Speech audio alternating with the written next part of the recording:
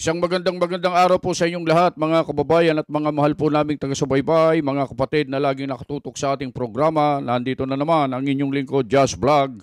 At muli na naman tayong magkakasama-sama ngayong araw. Setyembre 15, 2025, araw po ng Lunes, mga kababayan. At eto, rekta na kagad tayo.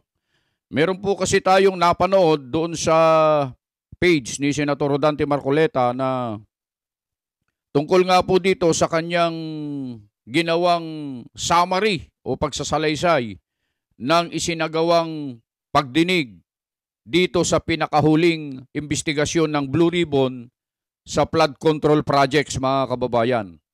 At dito ay nagbigay siya ng isang panawagan sa bagong chairman ng Blue Ribbon at syempre sa Senate President at sa lahat na po ng magtutuloy ng investigasyon na ito, mga kababayan. Siguro bago natin bigyan ng konting komento o reaksyon ang tungkol sa bagay na ito, mga kababayan, maganda siguro na panoorin muna natin itong bidyong ito. I-summarize po natin ang mga kaganapan noong pinakahuli at pangatlong pagdinig ng Blue Ribbon Committee nung ako po ay hindi pa tinatanggal bilang chairman. Siguro po yung maraming sumubaybay sa atin, malalaman ninyo na napakamalaman po ng mga pangyayari. Unang-una po ay lumitaw po si Representative Toby Chanco na doon ay na-establish po natin na talaga pong yung mga insertions, ito po yung paniningit, pagsingit po nila ng mga proyekto ay sila lamang po talaga ang ma-influensyang nakakagawa nito. Binanggit po niya yung pangalan ni Saldico sapagkat nung ibigay po niya yung nilalaman ng USB, sang-ayon na rin po sa kanyang nakalap na impormasyon na binigay din po sa House of Representatives. Talaga pong pangalan ni Representative Eli Saldico ang napakarami po na siya yung nakapag-park. Yun nga po ang ginagamit nilang termino ngayon, parada at saka sagasa. Ibig sabihin po ng parada, nakakapagparada sila ng mga proyekto na may kinalaman naman po, kinakasangkapan din nila yung mga lokal na representative sa lugar. Yung iba, yung sagasa naman po, ay mas matindi po yun. Talagang ipapark nila doon sa ayaw mo at sa gusto. So napatunayan po nung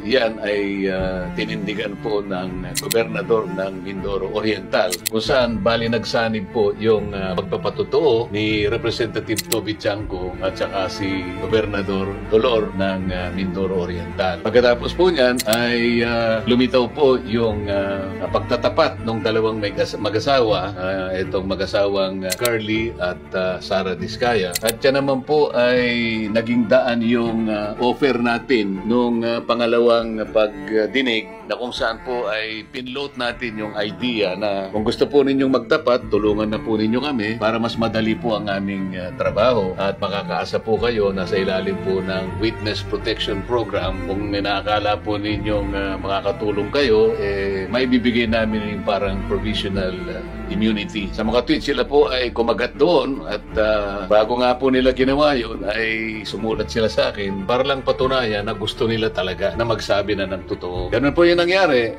Sila ay tumestigo, binasa nila yung kanilang salaysay na mag-asawa at doon nga po ay lumitaw. Meron pong 17 miyembro ng mababang kapulungan ang kanilang ipinagtapat na di umano ay kasangkot nga po dyan sa kung paano po nagagawa yung pagpapatupad ng flood control project. Nakapagpangalan din sila ng 10 iba't iba pang mga tao, karamihan po ay galing sa Department of Public Works at mga pribadong tao na nagkaugnay-ugnay sa ganitong gawain. Pagkatapos po niya, napansin din po ninyo yung isang kontraktor na nagpapahiram ng lisensya. Ginagamit naman nila ang resources ng gobyerno.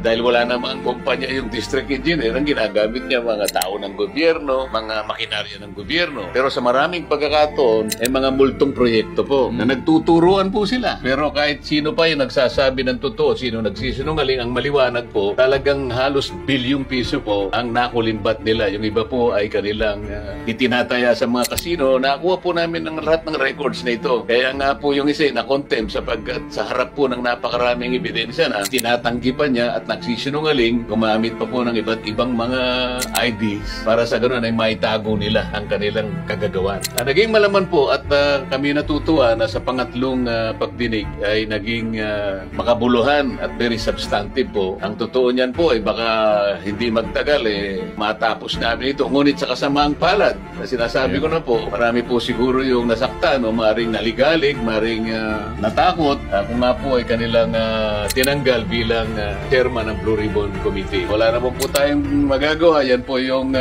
prosesong naganap. Kamakailan lang, parang ilang araw lang ang nakararaan. Ngunit bago ko po binitawan yun, pinaintindi ko po na yung pong nagawa na namin ay sana wag ninyong buburahin. Sana kung sino man yung bagong liderato na tutupad sa tungkulin bilang chairman ng Blue Ribbon Committee, ipagpatuloy niya mula doon sa aming iniwanan sapagkat kami po may direksyon. Hindi ko po alam sila kung merong direksyong pinatutungan. Sana naman po meron para sa kabutihan po ng ating bansa. Huwag po kayong malulungkot. Nagkikita-kita pa rin po tayo. Salamat po. Yun mga kababayan at mga mahal po naming mga taga-subaybay, yung naging summary ng isinagawang pagdinig sa Blue Ribbon tungkol dito sa maanumalyang flood control projects na ito mga kababayan. At hindi ko na po uulitin siguro yung mga sinabi ni Senator Marcoleta sapagkat napakalinaw naman po yun, magbibigay na lang po tayo ng kunting reaksyon tungkol nga po dito sa totoo po yung sinabi ni Senator Rodante Marcoleta na marami po talaga ang nalungkot. Marami ang nagdamdam, marami ang nagreklamo, marami po ang nasiraan ng loob doon sa pagkakatanggal o pagpalit sa kanya bilang chairman ng Blue Ribbon mga kababayan. Magbasa po kayo sa social media. Yan lagi ang sinasabi ng ating mga kababayan na kung kailan nagkakaroon na po ng linaw na mayroon na pong mapapanagot tungkol sa bagay na ito ay tsaka pa pinalitan si Senator Rodante Marcoleta bilang chairman ng Blue Ribbon mga kababayan.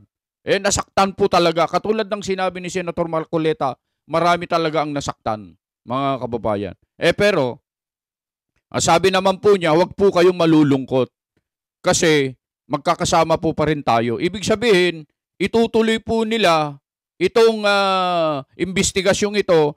Kaya nga lang mga kababayan, hindi na po siya ang namumuno. Hindi na po siya ang chairman. Sa halip, siya po ay, tama ba yung terminong sinabi kong sa halip?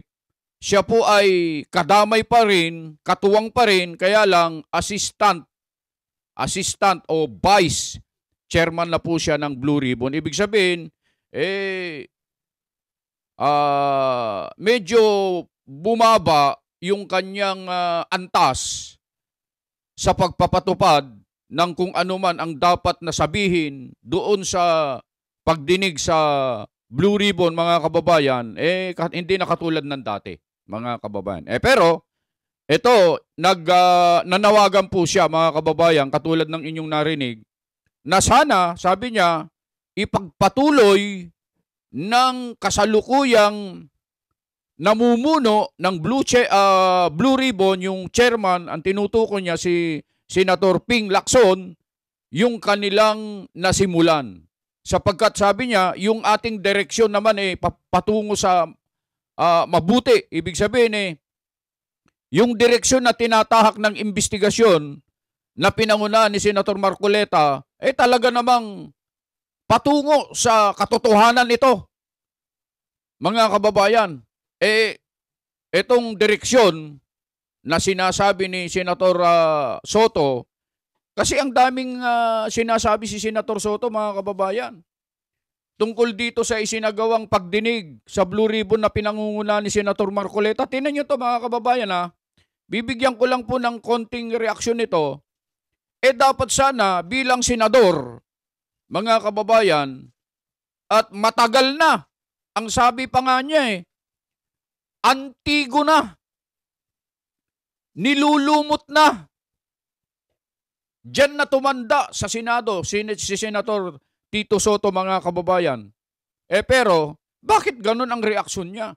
Sa halip na katigan niya yung senador na nag-iimbestiga ng tama, siya pa itong unang bumabatikos na kesyo mali daw ang direksyon na pinupuntahan o pinatutunguhan ng investigasyon na isinasagawa ni Senator Rodante Marcoleta, mga kababayan? Anong klaseng senador ito, mga kababayan? Meron ba siyang pinoprotektahan? Bakit ayaw niyang lumabas ang katotohanan? Kasi ang pag-iimbestiga ni Senator Marcoleta, mga kababayan, papunta ito sa pagbukas ng katotohanan. Papunta sa katotohanan ito. Bakit ganun ang sinasabi nila? At ito pa, bakit pinalitan nila? Ano po ang ibig sabihin nito, mga kababayan? Hindi po kaya meron silang pinoprotektahan? Kayo po ang nakakaalam ng kasagutan na yan, mga kababayan. Kami po ay nagtatanong lang po sa inyo o sa ating mga kababayan. Nagtatanong lang naman po kami. At ito pa, mga kababayan, napakarami po ang lumalabas ngayon sa social media, yung mga pinopost sa social media. Napakaraming tao po, napakaraming tao ang nagtitipon-tipon sa iba't ibang bahagi ng Pilipinas para mag-aklas, magkaisa para labanan ang korupsyon, mga kababayan.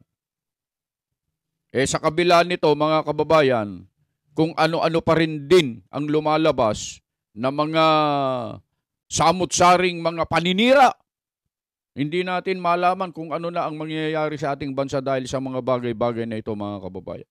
Katulad ng sinabi ni Senator Rodante Marcoleta, mga kababayan, huwag kayong malulungkot. Huwag kayong malulungkot. At sa mga kababayan po namin na nanonood, handang sumuporta at laging nakasuporta, nasa likod ni Senator Rodante Marcoleta. Maraming salamat po sa inyo, mga kababayan.